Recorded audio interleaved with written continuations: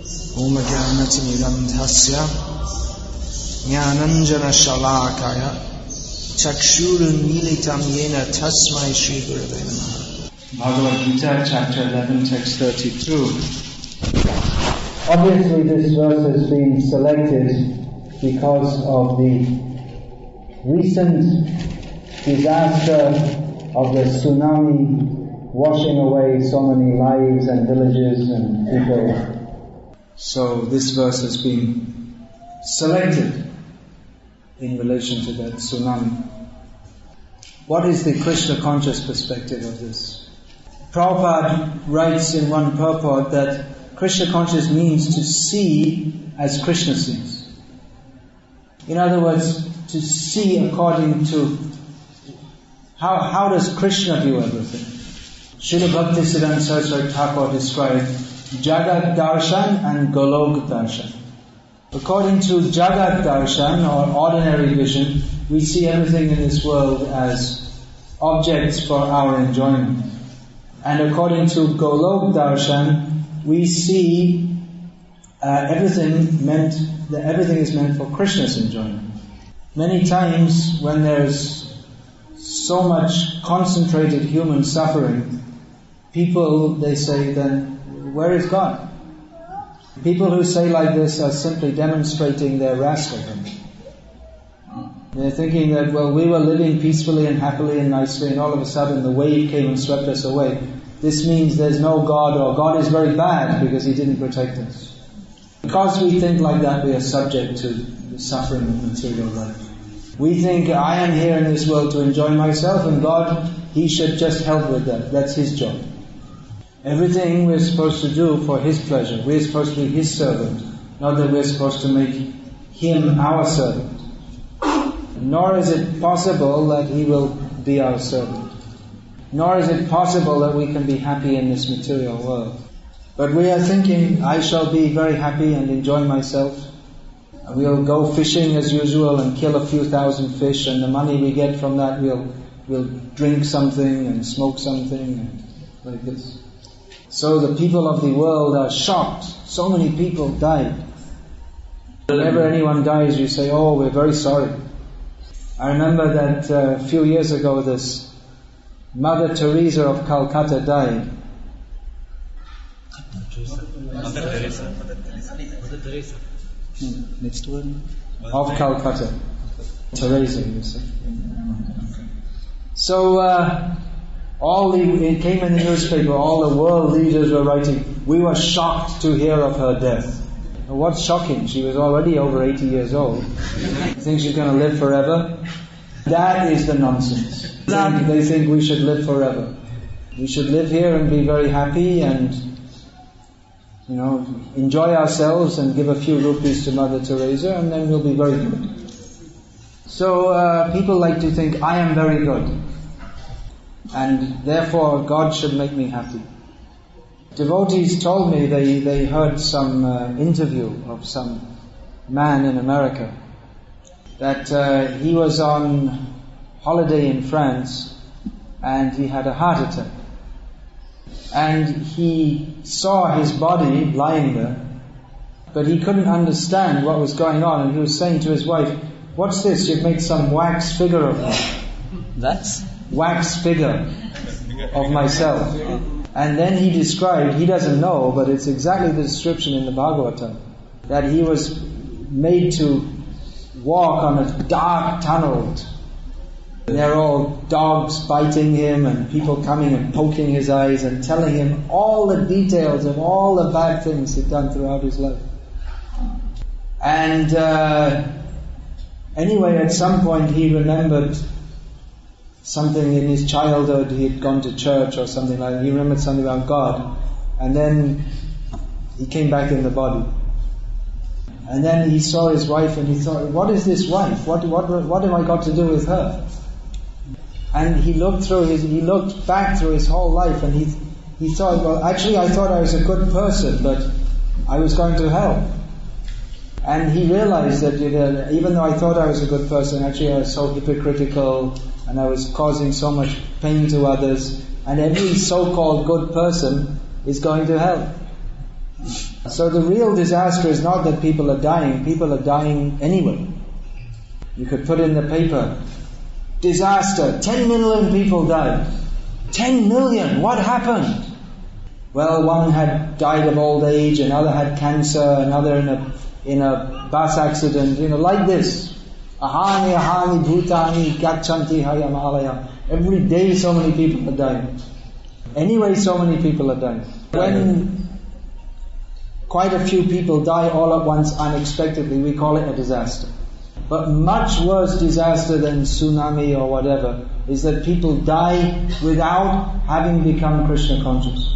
If one who dies or leaves the body having cultivated Krishna consciousness, that is glorious. But they're thinking, these people are suffering so much. Their fathers and their husbands died and their homes got washed away. But the ones who died, they're suffering more. Now they have to get the karmic result of all their sinful reactions. And the ones who are left behind, they're going to have to suffer in future. So the real disaster is that we're not Krishna conscious. And we're going to have to suffer birth after birth after birth until we're Krishna conscious. Time to time this kind of so-called disaster comes just so that we should think actually that what's life all about? Just in 1 second it can be finished. We're thinking everything here is permanent, it's very nice. Building houses and making plans for my career and all this kind of thing. But wherever we are, whatever we are doing, at any second, life can be finished. Just like Noah going for a walk on the beach, the dog is taking them for a walk on the beach, and all of a sudden, you and your dog become fish food. All of a sudden, you never even know. Did anyone know this word tsunami 2 weeks ago? No one knew. It's just like in Gujarat, there's a new word in Gujarati, earthquake. They didn't know the word, now they all know, after that earthquake a few years ago. And after that earthquake, they were afraid to live in high-rise, they were sleeping outside, they were afraid if they go in a building, it will collapse, and they didn't want to build big buildings. But again, they're building big buildings, just a few years afterwards. And they said, no, these are very strong buildings.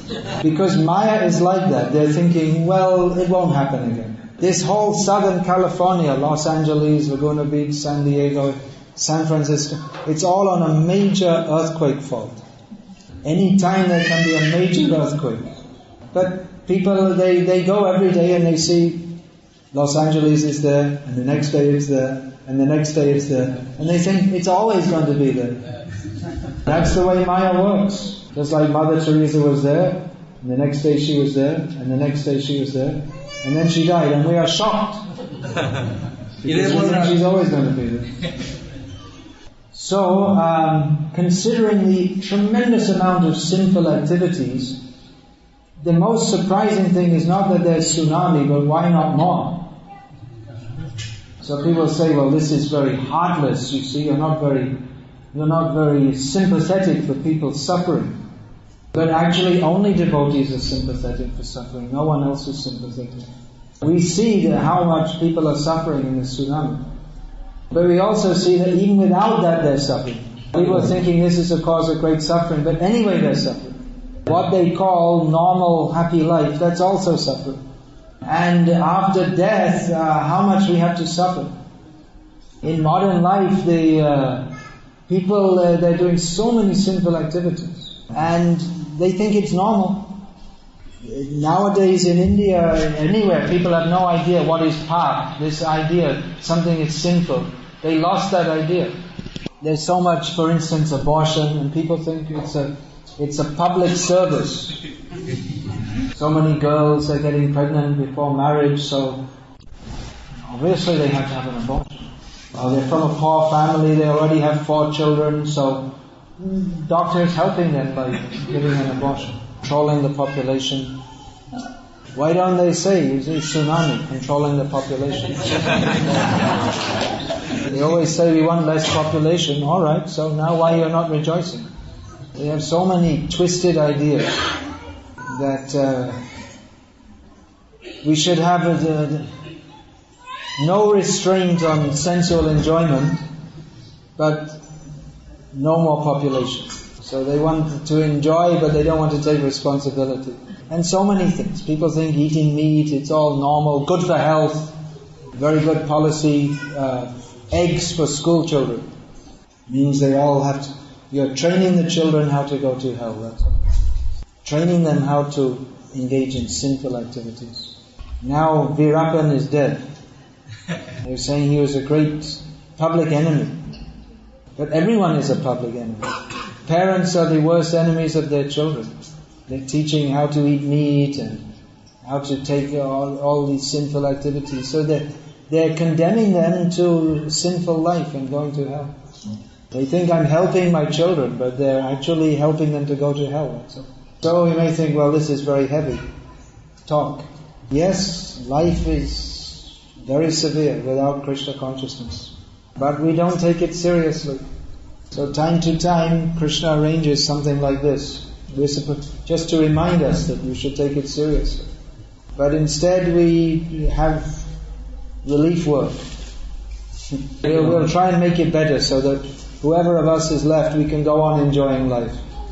So they're just preparing the way for the next disaster, that's it. Without teaching Krishna consciousness and by promoting sinful activities, we are inviting earthquakes, fighting, terrorism, tsunami, all this kind of thing. These are the laws of nature, they're very stringent. At least previously in India, if this kind of thing happened, people would understand. It's karmic reaction. But now they've become such atheists and demons, they just try to give some scientific explanation and that's it, finished. So in the Krishna conscious movement, we are very, very sorry that this tsunami has taken place. We are very, very sad that so many people left their bodies without taking to Krishna consciousness. And therefore the devotees of the Lord, they are very busy to try to take Krishna consciousness to others. Devotees, they don't lament on the material platform. That was Krishna's first words to Arjuna. Gatasun, what is that? Gatasun? Agutasun chananu shochanti panditaha. Those who are learned, they do not lament for those who have come or gone or going. They don't lament for the body. But they lament for the lack of Krishna consciousness of those who have achieved this rare human form of life. Labdva sudurlalamidam bahusambhavanti manusham ardadam anityam apiha dhruva turnam yateta napated anumrityaya nishriyasaya vishayakalu sarvatasyat. Lord Krishna warns us that we have achieved this rare human form of life after many, many births. This human form of life is very valuable because in the human form of life we can cultivate Krishna consciousness. But it's temporary. We don't have much time. Any second we can pass away, and maximum we can hope to remain in this body for 100 years. Mostly we won't stay 100 years. Now I crossed another year. Now I'm 48. Now this body is 48 years dead. So probably I can't expect another 48 years. And of those, 18 years were totally wasted without any contact in Krishna consciousness. Waste, spoiled. So we don't have much time. So we should make this sankalpam that before this body drops dead or gets washed away by a tsunami or whatever, we should cultivate Krishna consciousness so that we don't have to get another body. And if you think, well, what about, I have to enjoy myself. We can go to the water park on the beach at the Injambakkam. We can enjoy, there's so many things we can do to enjoy. But we already did it. As a cat, as a fish, as a dog, as a pig. Sense gratification is available in every form of life. So if we don't take to Krishna consciousness, then again we'll have the opportunity for sense gratification as a cat, as a fish, as a dog, as a pig, as a buffalo, and everything. How seriously we should take this human form of life. You can go back to the fishing village after 1 year. You'll find everyone's joking and laughing. Now, probably they're already doing it. Maya, oh, how bad. Then after some time they think, anyway. Materialistic people are very expert at adjusting their consciousness so that they can go on trying to enjoy sense gratification. So this is a warning. Smaran nityam nityatvam. Always remember everything here is temporary. So devotee's consciousness should be entirely different from that of the materialist. Devotee sees, I have no relationship with this material world. My relationship is with Krishna and his devotees. My only duty in life is to serve Krishna and his devotees. This is Krishna consciousness. If we're not in Krishna consciousness, then we're part of the disaster. Dying, getting born again, dying, getting born again, dying. Punarapi jananam, punarapi maranam, punarapi janani jaktare shayanam. It's just like you see the young puppies, they're jumping and happy. So it's like that. We get born again and again. We get born as a puppy and jumping and then smash. Go under the bus or something like this. Natural selection. Then you get born again and in Chennai, get your degree and go to America and get lots of money and build up your business empire and then smash. Not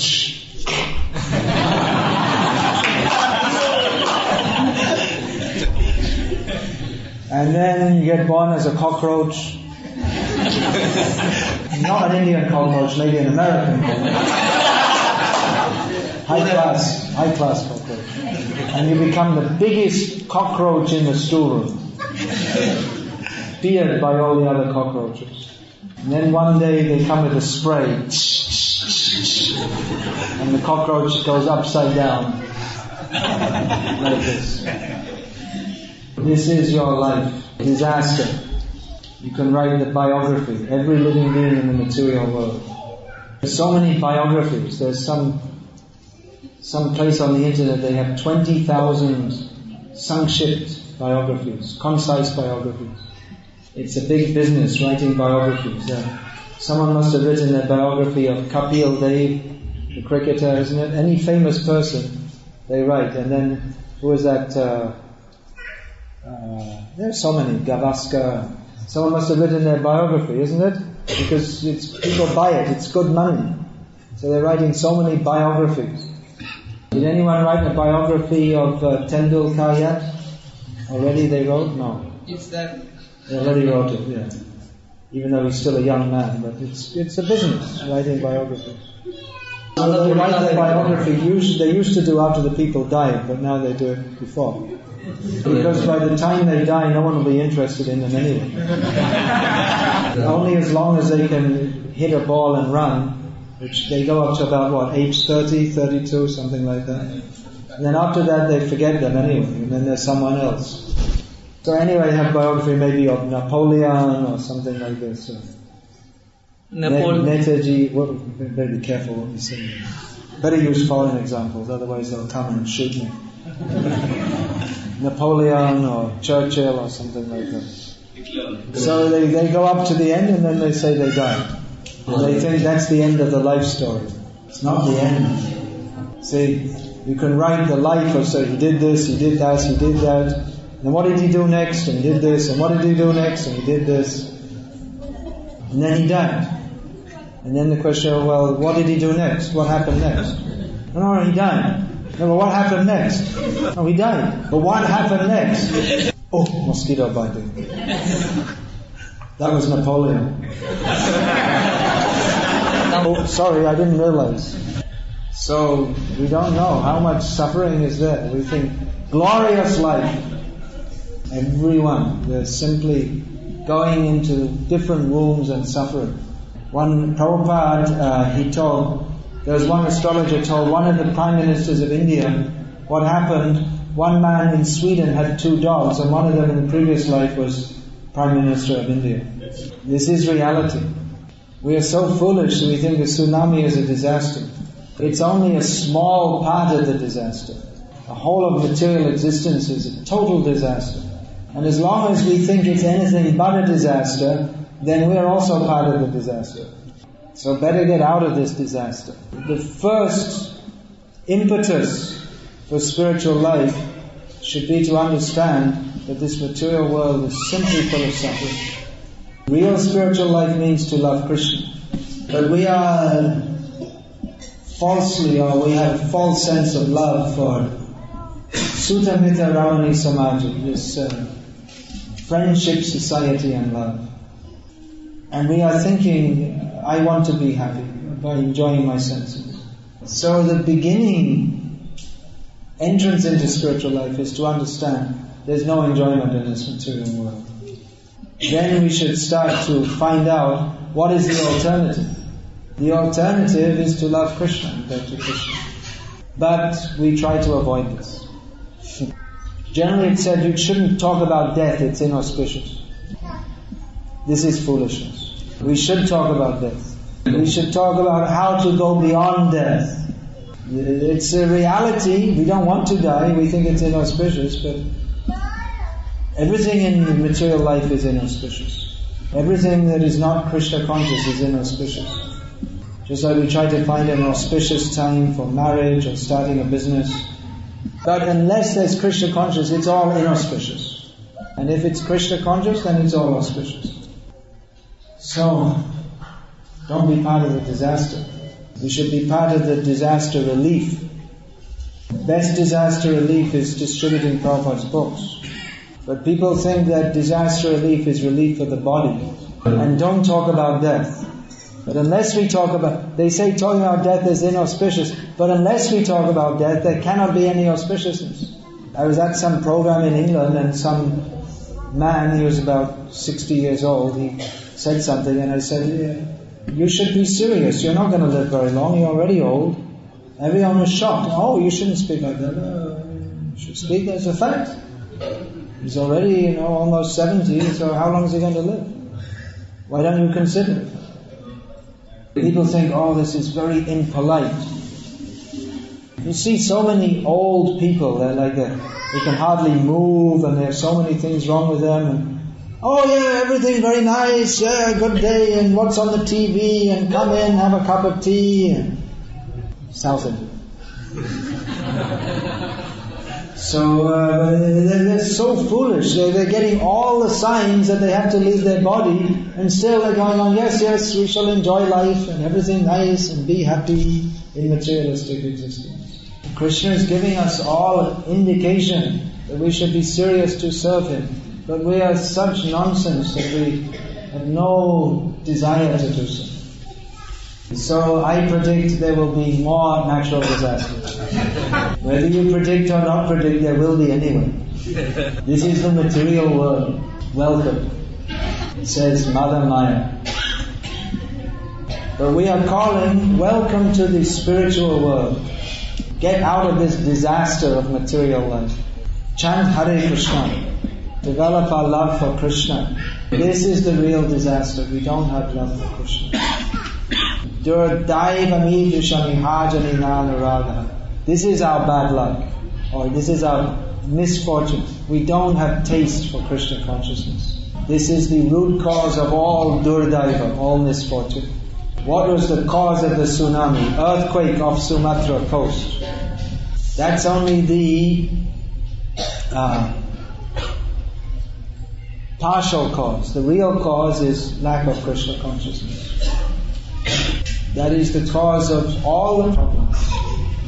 So, disaster relief, distributing Prabhupada's books, this is the best disaster relief. People don't understand this.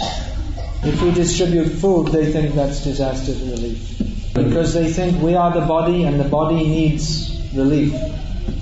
And they see a book, we can't get any sense enjoyment out of the book. What is the use of a book? But if you read the book, then we will understand what happened. Anyway, you can translate it. If we read the book, then we can understand that our real benefit comes from understanding that we're not a body. Understanding? We can understand that our real benefit comes from understanding that we're not the body. These books are different to every publication in the world. The newspaper is having advertisements. How to enjoy. Go to the water park. Enjoy. And then they describe, disaster. Very bad. Now we can't enjoy. So all this literature is simply misleading us. Even most of the so-called spiritual literature is misleading us. The art of living, how you can live in this world very happily. All aspects of it. How you can get free from stress and really enjoy life. This Krishna, he teaches us something completely different. That we're not meant to be happy in this material world. People come to the Swamis, I'm having so many problems. So the real sadhu will say, very good. It's good that you realize that you're having so many problems, because whether you realize it or not, everyone is having so many problems. Birth, death, old age, disease, these are problems. People may think, I lost so much money, so I have such a big problem. Or someone stole my TV set. But when the tsunami comes, you don't try to save the TV set. And someone who survived, they thought, I'm very lucky. House is washed away, their TV is washed away, but they think I'm very lucky. If their house had burned down and they were not there, they would think, it's very bad. I lost my house, I lost my TV. But because they gained their life, because they saved their life, they think I'm very lucky. So at the time of death, we realize our house, our TV, our friends, our relatives, we should understand that none of these things can help us. We have no actual connection with these things. But at the time of death, it's too late to realize, because we spoiled our whole lives. So these books give the knowledge how we can utilize our lives properly, get free from the disaster of repeated birth and death. So devotees who give this knowledge, they are the greatest welfare workers. Tava katamritam tapta jivanam kavivi iritam kalmashapaham smarana mangalam srimadatatam bhuvigrinantiye bhuridajana. Those who, this topics of Krishna, they give actual relief to people burning in the fire of material existence. And simply remembering Krishna is all auspicious. Therefore, those who are distributing this knowledge of Krishna, they are the actual welfare workers. And the so-called welfare workers who are only caring for the body, they're actually contributing to the disaster. By stressing on the body only, they're causing the disaster to continue. But they will prefer that yes, now there is a disaster, but we shall adjust and we shall go on nicely and enjoy ourselves in material life. They will rather suffer repeated birth and death, earthquakes, tsunami, and so many things, than surrender to Krishna. Therefore they are rascals. Therefore they must suffer these so-called disasters over and over again. We are bringing it on ourselves by refusing to surrender to Krishna. People will not like to hear this. They will protest very strongly. They're innocent people. How can you say that? No one is innocent. We all have to take responsibility for our actions. This is Krishna conscious vision of the disasters in material life. So you may say, it's very negative. Material life is all negative. There's nothing positive about it. And it's actually positive to be very realistic that our prospects of happiness and peace and well-being in this material world are zero. Our prospects, possibility, but we are not like the impersonalists who just simply want to negate material life. We are saying, come to the spiritual world, come to Krishna, where everyone is. There's no tsunami there, is one thing. But everyone there is drowning in the ocean of nectar, of love of Krishna. So this tsunami we should bring, Krishna consciousness. Everyone gets drowned in love of Krishna. The materialists are very expert at floating on top of the waves of the ocean of nectar of the Krishna consciousness. They won't go into it. Materialist? The materialists are expert at floating on top. They won't get down into the nectar of the Krishna consciousness. So devotees, seeing all these things, they should be very serious to preach Krishna consciousness. This is our conclusion. We should not get drawn into the mundane lamentation for the body. Hare Krishna. Hare Krishna. Any questions? We have a real relief for announcement. Oh yeah, soybean question.